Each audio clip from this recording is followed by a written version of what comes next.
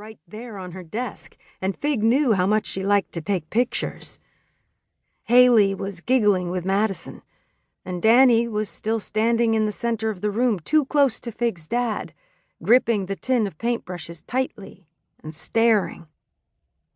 "Fig, please," her dad said, and Fig knew she would go with him. But then Miss Williams held out her hand.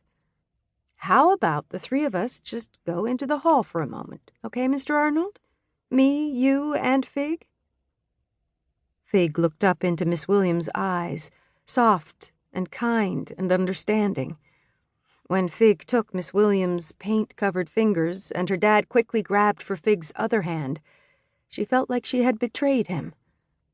The whispers around Fig grew louder, and Miss Williams continued to hold her ground, continued to say her dad's name. "Mr. Arnold, come with me. Mr. Arnold, just come with me to the hallway." A week later, Fig could still hear her father's panicked voice in her head, could still see the hurt in his eyes.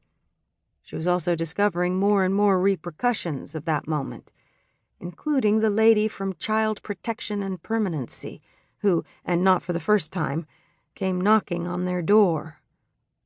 Fig, try as she did, couldn't stop thinking about CP&P, which was New Jersey's Department of Social Services, or how this time they would be keeping a close eye on her and her dad.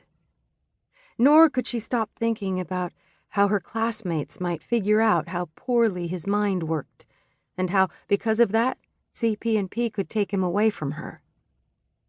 They were both, CP&P and her classmates, starting to ask a lot of questions.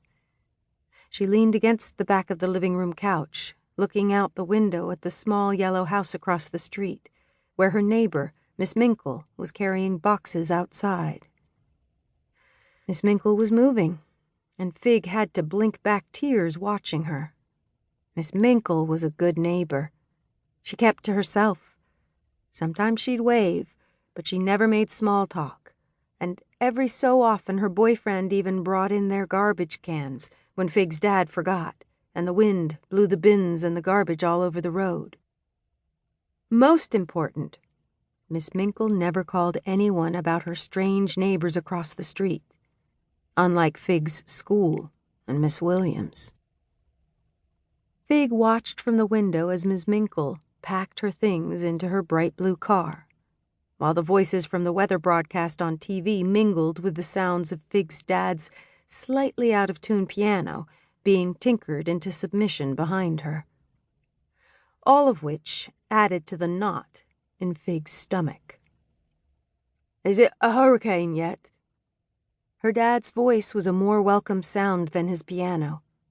She loved that she could still hear traces of his old East London accent that didn't belong anywhere near their home in New Jersey. "I would like a hurricane."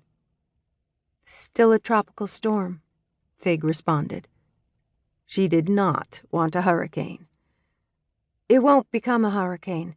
It's not strong enough, and it'll make landfall soon." "I love the sounds of a good storm."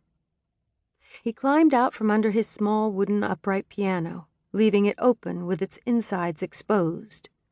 It always fascinated Fig how easily her dad understood the inner workings of a piano, when neither of them understood the inner workings of him.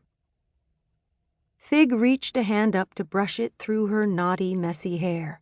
The last thing she needed was another reason to stand out in school. She really wanted to fade back into the background. It had been a long, long week of questions and gossip. "Will you braid my hair?" Her dad rarely refused her when he was well, and he slid to one side of the piano bench and patted the spot in front of him for Fig to settle between his knees, which she did easily.